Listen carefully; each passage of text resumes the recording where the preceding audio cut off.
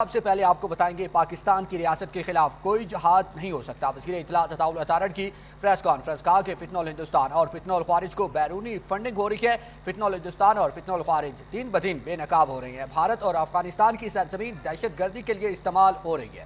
دہشت گرد معصوم لوگوں کو نشانہ بنا رہے ہیں۔ دہشت گردوں کا نہ کوئی مذہب ہے اور نہ ہی کوئی ملک۔ حکومت کا عزم ہے کہ دہشت گردی کا مکمل خاتمہ کیا جائے گا۔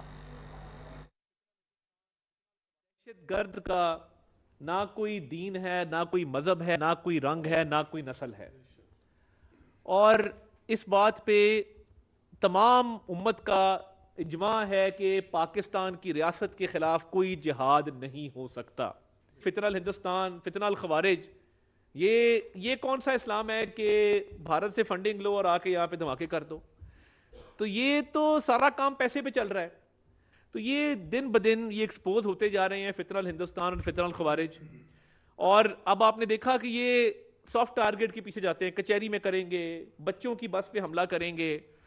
تو میں کو بتا دینا چاہتا ہوں کہ وزیر اعظم شہباز شریف کی قیادت میں اور فیلڈ مارشل سید عاصم منیر کا جو عزم ہے، پوری قوم اس بات پہ یکجا ہے کہ ہم نے دہشت گردی کا ہر صورت خاتمہ کرنا ہے۔